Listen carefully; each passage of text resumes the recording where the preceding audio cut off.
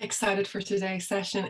I'm excited too, which is good because I'm hosting it. Could you imagine if I wasn't excited about today's session? Today, we are going to be talking about building self-compassion and self-esteem. But before I go into today's presentation, I'm going to talk for hopefully no more than 25 seconds about who I am. As Christina did say, my name is Sarah Doyle. I'm a coach, author, and speaker, and my business is called The Better Life Project.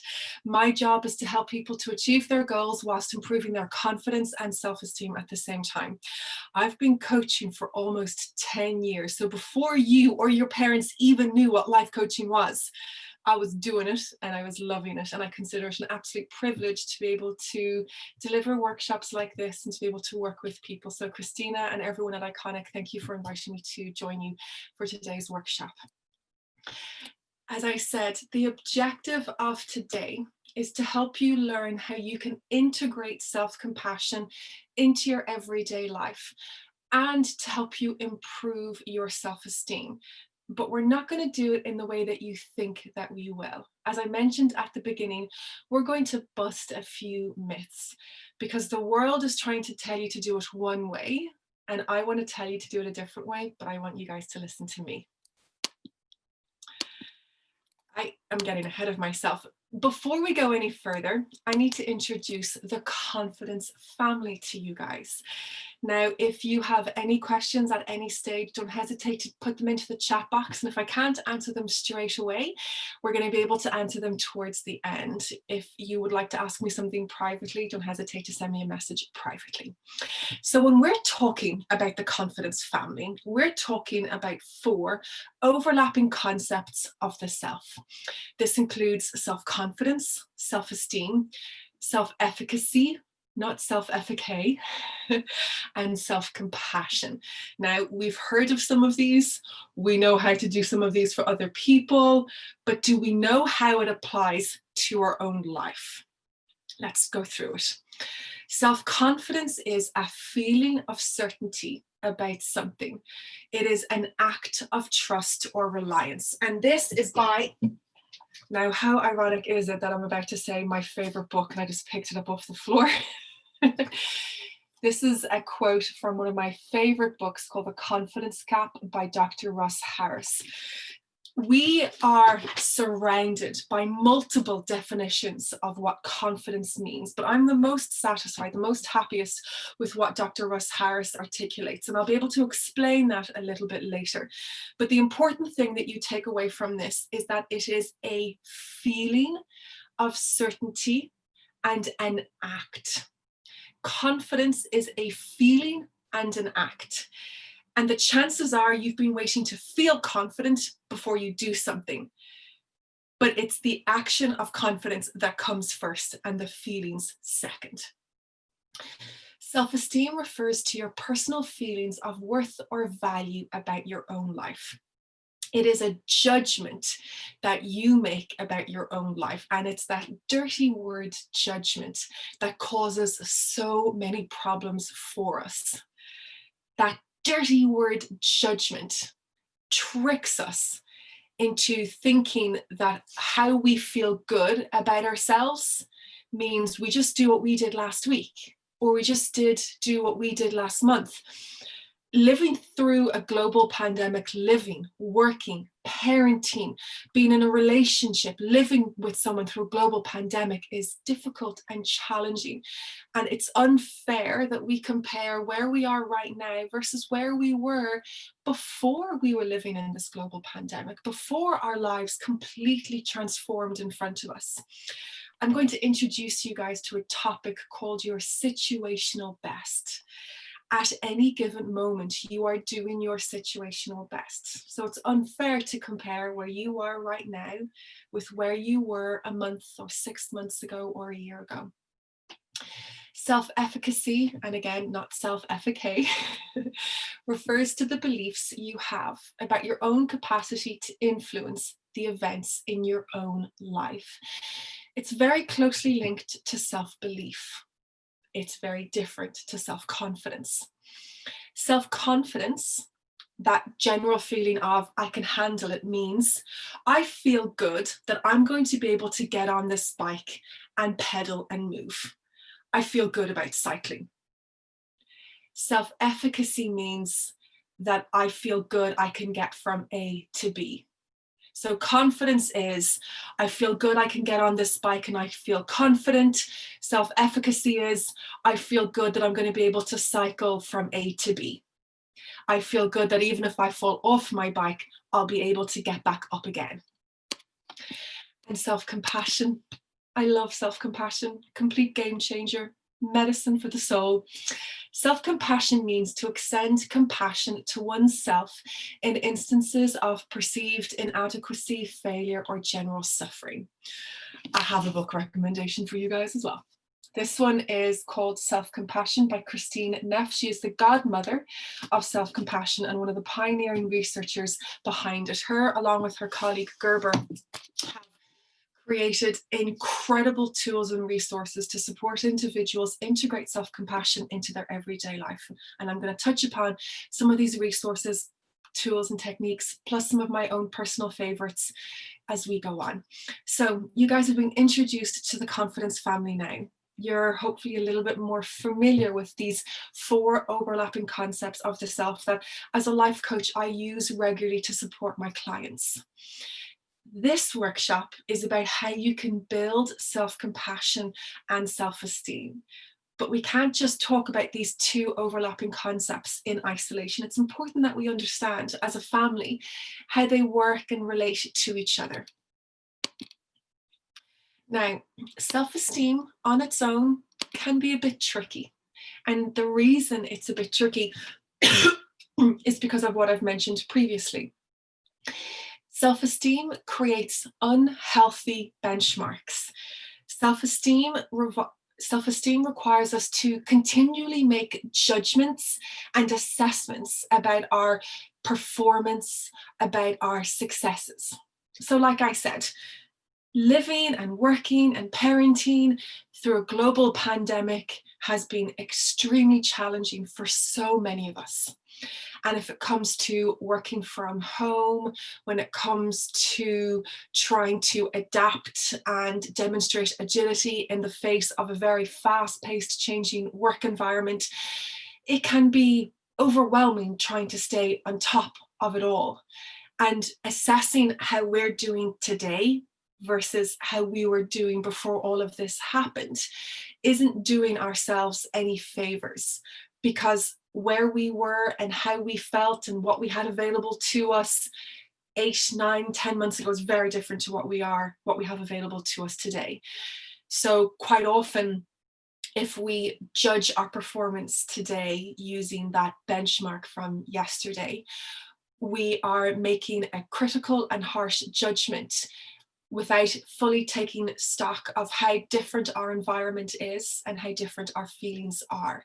So I'm not saying that self-esteem isn't important, but I am saying that it is not the most important thing. And nor should it be the most important thing. The relationship that you have with yourself is crucial. It's fundamental to our existence. But using self-esteem as a benchmark to improve our self-esteem is creating more problems than it's worth. What we need to do is replace judgment with relatability, and that's where self-compassion is going to come in. So self-esteem is a bit tricky. Self-confidence on its own isn't enough. Self-compassion genuinely is the key, because self-compassion will change how you relate to yourself. So I want you all to take a moment to think about your person. And your person is an individual in your life who you love and adore like no one else. It could be your son, your partner, your mom, your sister, your roommate, anyone that you love. And we'll say my person is my son Billy, who's almost 2. And I want you to imagine that your person is about to take part in their first ever school sports day. They've been practicing for weeks. They have nailed that egg and spoon. They've boiled the egg every single time, because it's important that you do those things. They've nailed the balance every single time they've practiced, they've done so well. And they line up with all of their friends at the starting line, and they hear the whistle from the teacher, and they're off to a great start. Your person, my little Billy, is doing so well. And then all of a sudden he trips and he drops the egg, and the spoon falls out of his hands. And Billy looks up at me, and with tears prickling in his eyes, he's looking for me to support him, to help him, and to guide him. He has reached his little rock bottom. And I look at Billy up and down, and I just shout, "Mate, we've been practicing this for weeks. Why can't you get it right?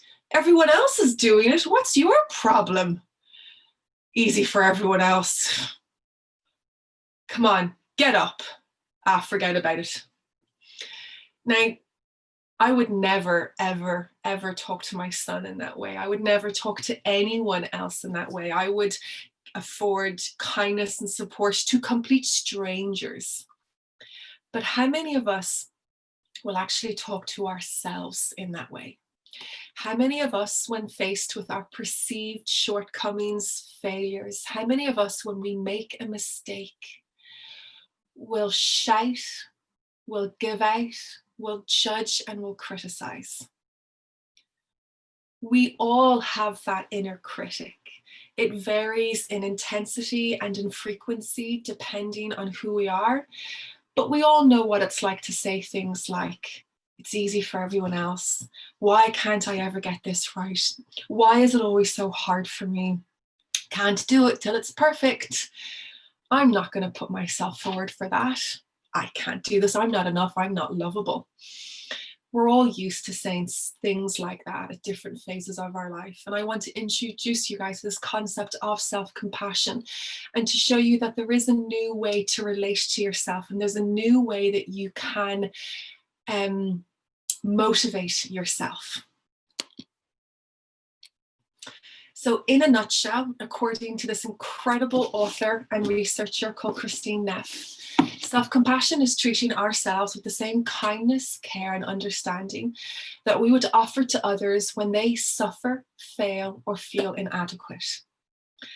I want you to take a moment to reflect on your answer to this question. During a difficult time, has anyone ever given you their sincere love and support? And how did it make you feel? During a difficult time, has someone ever given you their sincere love and support, and how did it make you feel? If I'm listened to, supported, and if someone holds a space for me to be able to talk about what's bothering me, I feel safe and loved. I feel heard, validated, and recognized. And here's the truth. You can give this life-changing support to yourself at any time.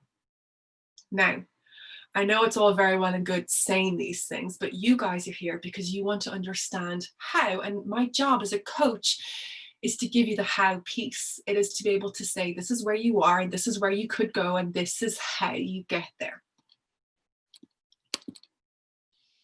There are 3 pillars to self-compassion that are really important to understand so that we can piece together the how. Often what we're looking at is building a bridge between where we are right now and where we would like to be. So using these 3 pillars of self-compassion, we can begin to empower and educate ourselves so that we can take steps towards understanding how we can get from feeling insecure, full of doubt, and lacking in confidence to feeling confident, secure, and sure of ourselves. These 3 pillars, according to Christine Neff, are mindfulness, self-kindness, and common humanity. Mindfulness means that we recognize when we're stressed or struggling without being judgmental or overreacting. There are, in my opinion, 2 types of people. In my experience, there are 2 types of people. And I want you to raise your hands. And I know I can't see you, but just let's participate for the fun of it. There are 2 types of people in this world. There are those who will brush all of their feelings, their difficult and uncomfortable feelings, under a rug. And then there are those people that will ruminate and overthink, and without realizing it, grow their feelings, their uncomfortable feelings, disproportionately. So there are those that will ignore their feelings, and there are those that will exaggerate their feelings. Mindfulness will empower us to sit in balanced awareness of our thoughts. Mindfulness will help us to sit in balanced awareness of our thoughts. Type 2, yeah, I know I put my hand up a lot, but I am definitely the sort of person that after something has happened, I will sit there and I will think about it. Apologies now for getting that so big. And I will think about it forever. It is the reason why I won't go to sleep at night.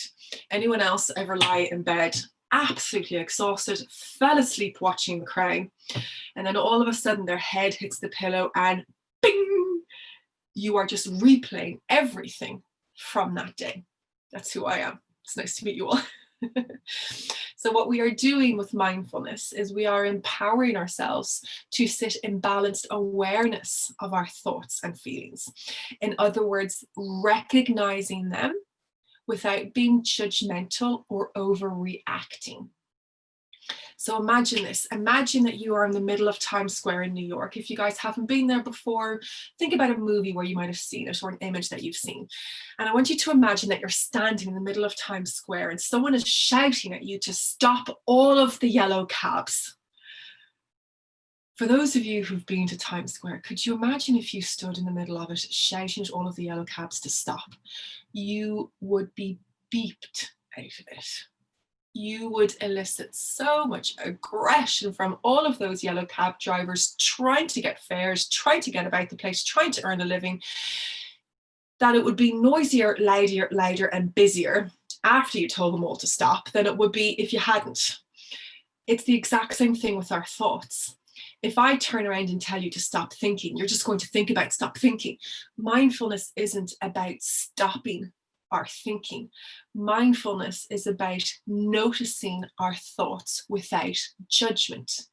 It's about being present on purpose. Mindfulness is about noticing our thoughts and being present on purpose. So for any of you guys who have a tendency to brush their feelings under a rug or exaggerate and grow their thoughts, overthink or ruminate, I want you to consider ways that you might be able to be a little bit more mindful. So thinking about the 60 seconds to 2 minutes that you're brushing your teeth twice a day, the time that you're brushing your hair, the time that you're in a car, the time that you're drinking that absolutely incredible first coffee of the day. Think about ways that you might be able to take stock of the smell and the taste and the feel and the other sensations that are running through as you're doing these mindful activities.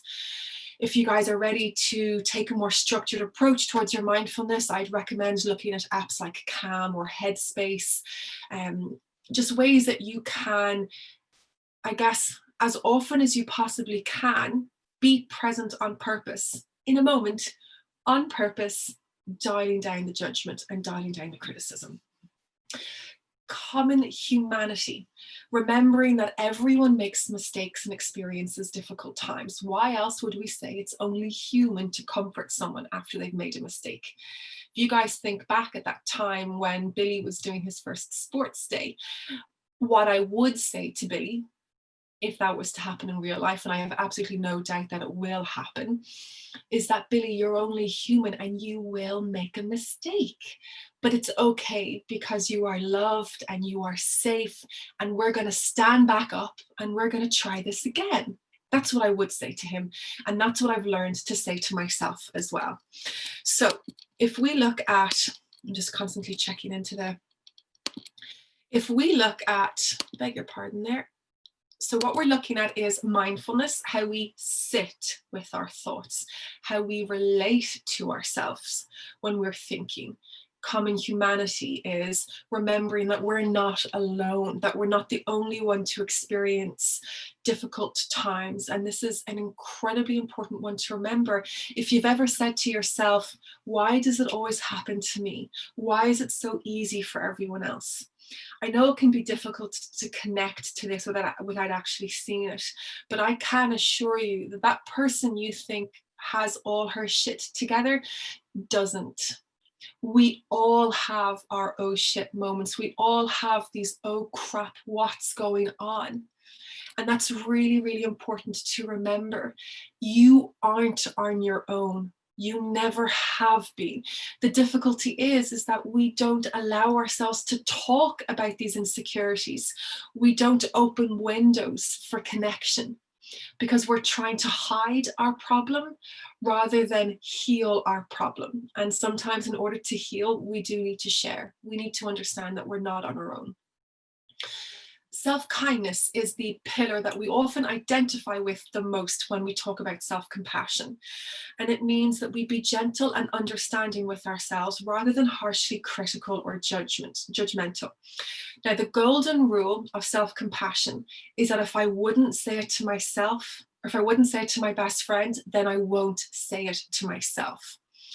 So what you need to remember as you go forward is that if you're faced with one of your perceived shortcomings, if you've made a mistake, if life hasn't gone the way that you wanted, if the boss said this presentation is useless, if the boyfriend has broken up with you, don't say anything to yourself that you wouldn't say to a best friend. And that's just a really, really solid starting out point for learning how to integrate self-compassion into your life. Many of us are able to extend this kindness and compassion to other people. We can do that for ourselves as well, but much like anything else in this world, it's a skill set and it does take time to practice. Your brain has developed over time. So whether you're 21 or 46, whether you're 35 or 72, there is X number of years of programming that we're trying to unravel. So I want you to think of this. There's this term in neuroscience called neuroplasticity. I'm going to crinkle up some paper here. And it basically refers to our brain's ability to restructure itself. So if you look at your brain, it's like this. But your brain, like this, is beating you up for every shortcoming, every mistake, and every failure that you make. This isn't working for you anymore. We need to learn how we can restructure, in other words, rewire your brain. Neuroplasticity has shown us that you can rewire your brain, not just in terms of habits such as increasing your water intake, decreasing how many biscuits you have, stopping smoking, or going out for a walk. It's not just those habits. It's also thoughts and feelings. You can become more confident. What we're looking at doing is identifying a pattern of thought that we can repeat over and over and over again to help our brain go from this, which isn't working for us anymore, that, which will help us get from where we are now to where we want to be. So self-kindness, mindfulness, common humanity, if these are habits, you can adopt them. You can use more of them in your everyday life. And much in the same way that you might adopt a new way to go to the office because there's roadworks for the next 6 months. And then without realizing it, you've all of a sudden arrived at your destination without even remembering the journey. You can create that same effect with other aspects of how your mind works with regards to thoughts and feelings as well. And that's incredibly powerful research. So I want you guys to take a moment to think about what pillar of self-compassion will be the most helpful for you. And I want you to focus your efforts on trying to integrate that pillar. Consider, reflect on that pillar the most. Don't overwhelm yourself by trying to take off, trying to take every aspect of what I'm talking about and run with it. In order for this to be effective, you need to take really, really small steps. And I want you to feel empowered to take those small steps continually. Consistent action is so much more powerful than these grandiose steps that many of us are almost obsessed with taking. I just saw something there in the chat box, so I'm just going to check in. Okay, thank you, Mary. So again, guys, take one of these pillars and see how you can create a habit or a routine to practice this pillar as much as you possibly can. I'm going to give you guys a whole bunch of exercises towards the end of this session, so don't worry. But just reflect over this. Reflect over how many times you feel like this is just you, you're the only ever one. Think of how many times that you judge or criticize yourself. Think of how many times you ignore, you exaggerate your feelings. And think about what you would do if your best friend was going through the exact same thing that you're currently going through. Okay, let's talk about some of the benefits of self-compassion. Now, because I'm only talking for the amount of time that I'm talking for, I've only been able to share with you guys a few of the benefits, but I hope that you'll believe me when I say that there are a lot. Self-compassion will encourage a growth mindset, and a growth mindset is a mindset that believes they can create, innovate, change, and grow, versus a fixed mindset, which is an individual who feels that their characteristics, qualities, strengths, and qualities are fixed, that they're born with, whatever they're going to have for the rest of their life. So self-compassion will encourage a growth mindset, and a growth mindset is crucial if we're interested and committed towards success. A decrease in anxiety, depression, and stress. We're more motivated and productive. And I'm going to come back to this motivation one because it usually surprises a lot of people. We're less self-critical, anxious, and depressed. We're more self-confident. We're more resilient and persistent. If we fail, we're happier, more satisfied. We're more curious, creative, and innovative, physically healthier. And we experience higher job satisfaction and engagement. So I want you guys to think of something. Now, why I haven't done this, I do not know. But the next time I'm giving this talk, I'm bringing a real life carrot and stick with me. I want you guys to think about a project, personal or professional, that you've been working on recently. And I want you to reflect over ways that you might have motivated yourself. Now, there's a lot of us in this virtual room who would use the stick to motivate ourselves. Now, whether that project or goal was weight loss related, health related, fitness related, whether or not it was related to your profession, you want to be able to get a pay rise, job promotion, you want to be able to take on a new project, you want more responsibilities. If you reach a stumbling block, are you judging and criticizing yourself? Why can't you do this? What's wrong with you? Come on, this should be easier. Get up, work harder, do more, faster. Or are you saying, you're really struggling right now and I can see how difficult this is for you. You must need some sort of break just to reset.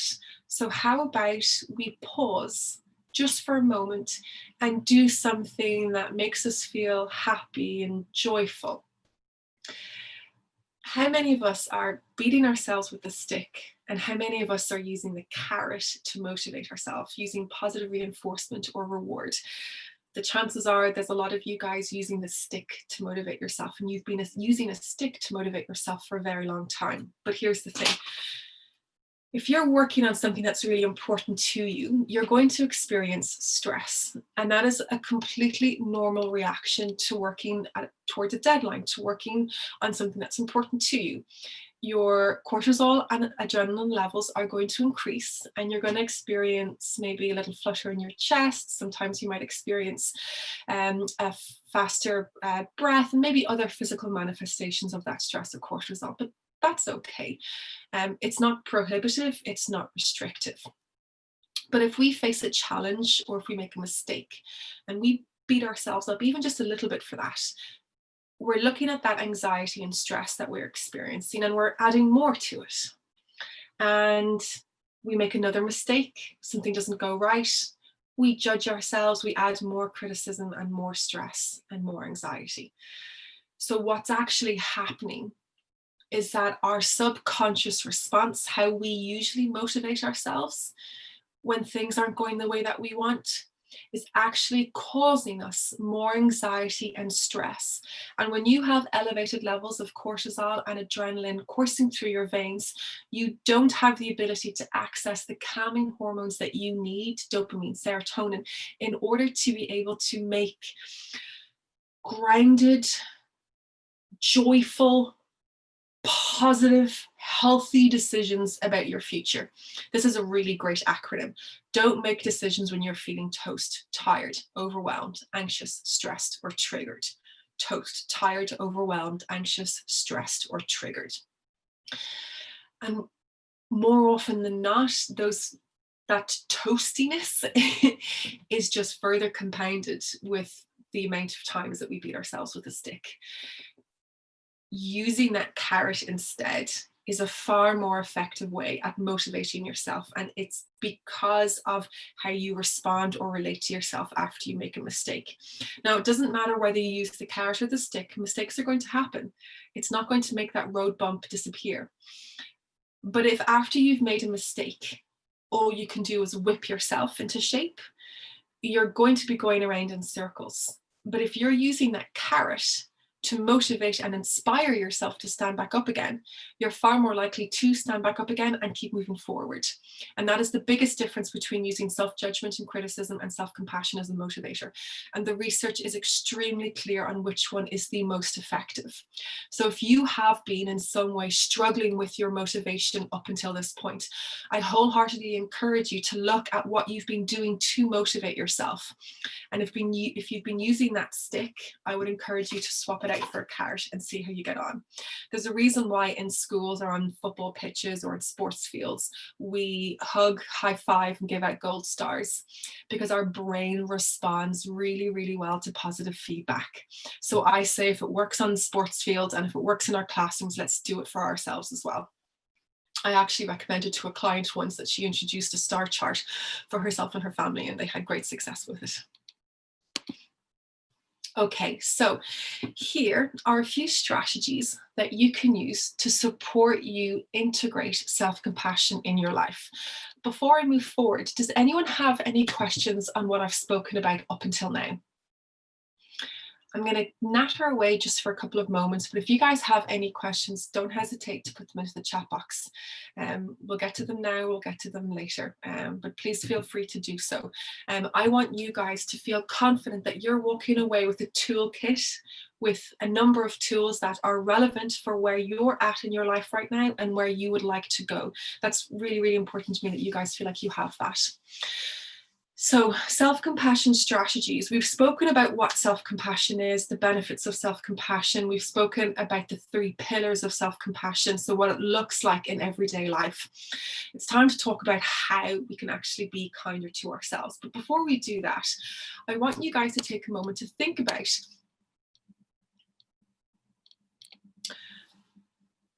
I'm going to touch on Mary M's question towards the end, because there's a lot to that one. Can I use all 3 pillars or only choose one? No, you can use absolutely all 3. I just don't want you to feel overwhelmed with with a lot of work. But 100% you can use 3, 2, or 1, whatever is comfortable with you.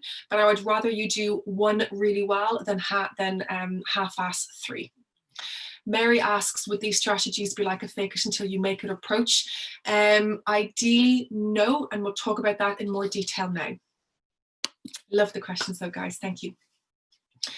So a couple of different strategies that we can look at include letter writing, affirmations, loving kindness meditations, and self-compassion journaling.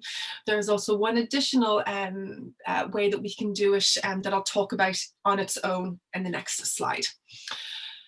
Letter writing. Write a letter to yourself about the issue from the place of acceptance and compassion. In other words, I want you to reflect over a challenging or difficult time in your life. And I want you to imagine that your best friend is going through that. What would you say to her to offer her support and kindness? So imagine that someone you love is going through something that you're going through, is struggling with the same issue that you're struggling with. What would you say to her to make her feel better? What would you say to your person to make them feel better? What I do encourage when it comes to any sort of writing or journaling practice, don't just write on something like this. What we're looking at trying to do is to integrate a practice that has the potential to impact your entire well-being, physical, spiritual, emotional, professional, and personal. So get a journal that looks nice, get something that you can take pride in, something that if you were to cover with a potted plant or another journal, you'd notice it wasn't there. If you can't see it, it's very difficult to make a commitment to it. So you want to surround yourself with this beautiful journal, make it visible so that when it's on your bedside locker, you're like, yeah, that's my journal. It looks nice. I'm happy with it. I take pride in it. And that's where you can do a lot of this sort of work. So letter writing, self-compassion journaling, writing down anything that you feel bad about and using the 3 pillars to process it in a helpful way. So what we're looking at doing is jotting down, and if we're looking at this self-compassion journaling, I would recommend that you do this once a day, once every 2 days. You're thinking about what went wrong. Nothing that I can say will make you not think about what went wrong. If someone told me to not think about the thing that didn't go well, I'd look at them and go, do you not know me? So what I'm going to encourage you to do is to think about it, but with a different focus. So let's look at this. We'll talk about that in a second. Let's look at this checklist. Now, this is using the 3 pillars to help us process what went wrong, what we perceive to have gone wrong, in a healthy, productive, and helpful way. So think about something that didn't go right.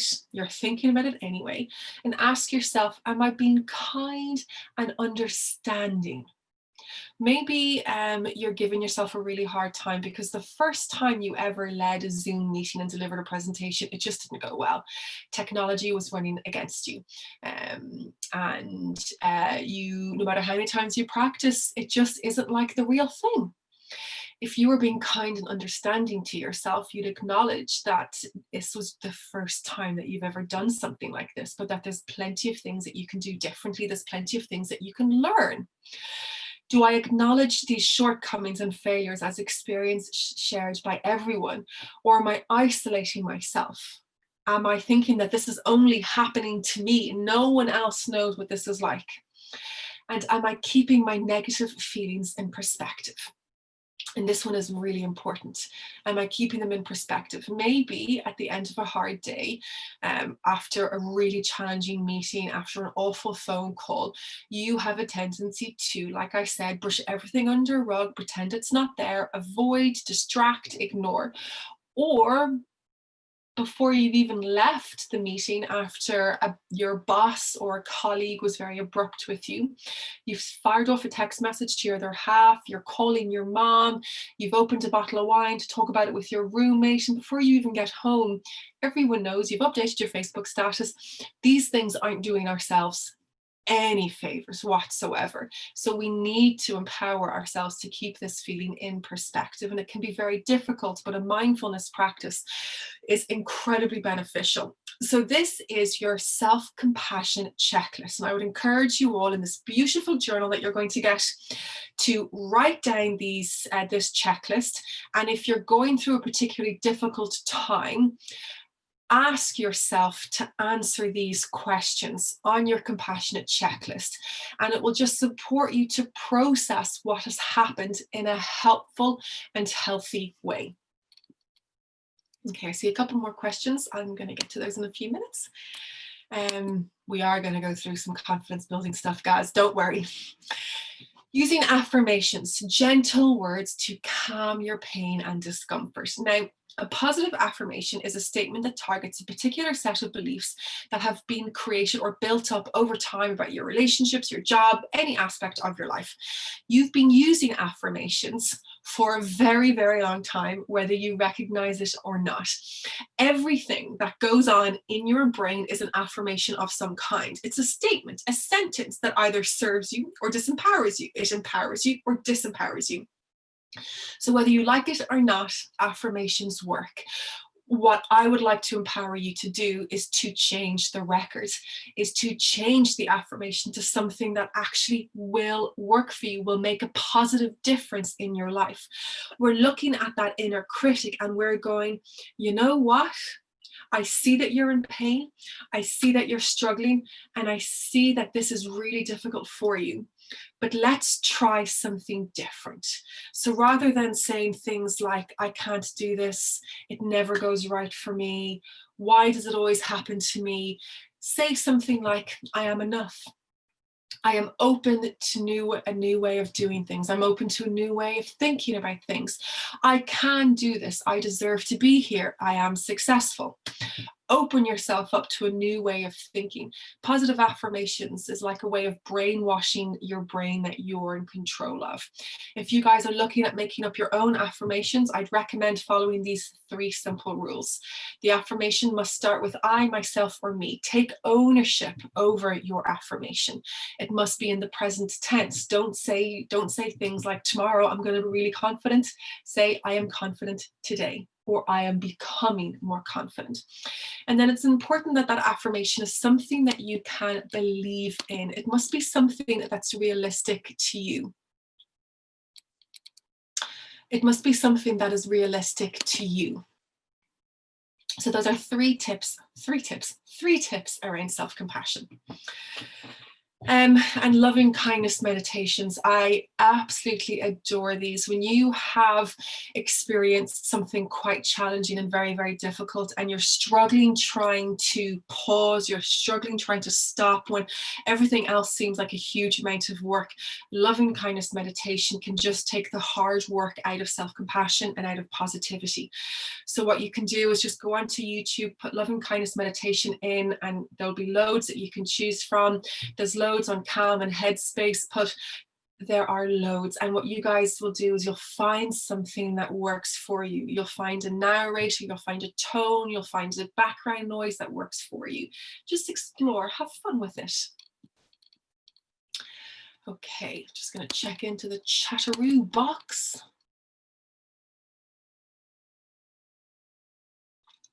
Okay, there's a couple of questions here that I'm going to answer at the end. They're really good questions.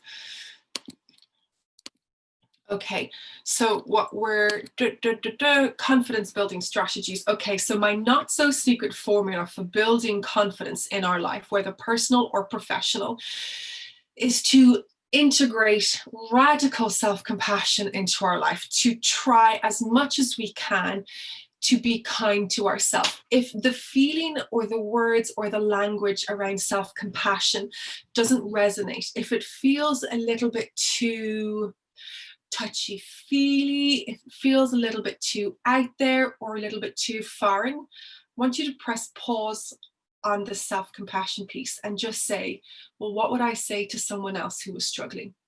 What would I say to a close friend? What would I say to a close colleague? And try to be very aware of the support that you would offer to someone in your circle who is struggling in the same way that you're struggling. So just park the language around self-compassion and just ask yourself, how would you treat your person? How would you treat someone in your circle instead? So if we're looking at improving our confidence, if we're looking at nurturing our self-esteem, it starts with self-compassion. It starts with treating ourselves, relating to ourselves in the same way that we would relate to someone in our circle, someone that we care about. Once we can, I guess, get to grips with that, we can start to look at short and long-term confidence building strategies. Short-term strategies include, and there are loads, but I'm just giving you guys some of my favorites. Affirmations. We've already been through this, being very mindful of your self-talk. Imagine going in for an interview and the last thing that you've said in your head is, I can't do this. The chances are that you will look for opportunities to reinforce this already existing bias of, I can't do this. Imagine if the last thing that you said before you went in for an interview is, I can do this, I'm going to give it my best shot. You will perform very, very differently. Body language, remember the golden rule. So I'm going to turn sideways, guys, so that you can see this. And welcome to my cloffice. If I put my arms out, I will bang either side of the room. It's a tiny room. It was supposed to be an ensuite, but we've left it like this. I'll give you my life history next if you guys aren't careful. So what we're looking at doing when we're not feeling very good about ourselves, if we're lacking in confidence, if we're just feeling about our life, the chances are that people will sense that in our body language. body language is that important. Body language is that powerful. So when we're feeling ick, we're not taking up a lot of space in the room. We might be hunched over like this. Our legs are going to be crossed. Our arms might be folded. Our gaze might be a little bit down, chin down. What we're thinking about doing is imagining that there's a piece of string in the top of our head, connected all the way down to our hips and our toes, and someone has pulled it up. And what we're looking at doing is straightening our back, pushing our shoulders back and pulling our head up. If we're sitting down, we're avoiding crossing our arms. And if we're standing up, we're avoiding crossing our arms or legs. And we're looking at finding a power pose that makes us feel confident and comfortable. My favorite is the Superwoman pose. Superwoman does it. It's where you stand with your feet directly under your hips and your hands on your hips. Gentlemen, of course you can do this one as well. So you're looking at finding a power pose that makes you feel comfortable and sure of yourself. The likelihood is that this power pose means that you are taking up more space in the room, because the golden rule of body language is the more space you take up in a room, the better you're going to feel. 2 long-term strategies that you can use include getting clear on your values, what's driving you, what's important to you, why do you do what you do. And then really, really importantly, paying attention to your mind, increasing awareness of what your mind is doing and paying attention to your thoughts. I have this crazy belief that we have within us the wisdom and knowledge that we need to be as successful as we want to be. But our job isn't to learn how to improve that confidence, it's to learn how we can let go of the doubt and insecurity that is built up over time. And what we need to do in order to achieve that goal is to pay attention to our thoughts. Because the chances are you have in your environment everything that you need in order to achieve your goals. What you don't have is self-belief. What you don't have is self-confidence. What you lack is the resourcefulness to achieve your goals. And what often we need to do first is to let go. We need to let go. Short-term strategies are great in emergency situations. Long-term strategies are commitments that we need to make to our personal and professional development. Okay, so we've spoken about that. Oh, well, there we go. And what time is it? Okay, that was actually perfect timing on my part. Self-high five. I would like to thank you all for attending this workshop. If I could offer some summaries about what we've spoken about. I introduced you all to the concepts, the overlapping concepts of the self, including self-confidence, self-esteem, self-compassion, and self-efficacy, also known as the confidence family. We explored a little bit about what each is and why self-esteem on its own is really tricky, why self-confidence isn't enough, and how self-compassion can change your outlook on yourself and on your life. For those that might feel strange using the term self-compassion, feeling like it could be a bit airy-fairy or a bit out there, then let's just think about what you would do or what you would say to someone in your circle that you care about, and just focus on doing that. Focus on trying to treat yourself or afford yourself that same support and positivity that you give to others. We spoke about what self-compassion is, the benefits of it, the 3 pillars to it, and then strategies that you can use to integrate self-compassion into your daily life. We then spoke a little bit about short and long-term confidence building strategies and how, when complemented with self-compassion, you'll start to see that you guys are getting places a lot quicker using that carrot, using these short and long-term confidence building strategies than you ever would if you were just to continue using that stick instead. Guys, my name is Sarah Doyle. My business is called The Better Life Project. My website is thebetterlifeproject.ie. My email address is hello@thebetterlifeproject.ie. And guess what? You can find me on Instagram at Sarah_thebetterlifeproject. I hope you'll touch base with me there, guys. Thank you for having me on this workshop, and thank you all for attending.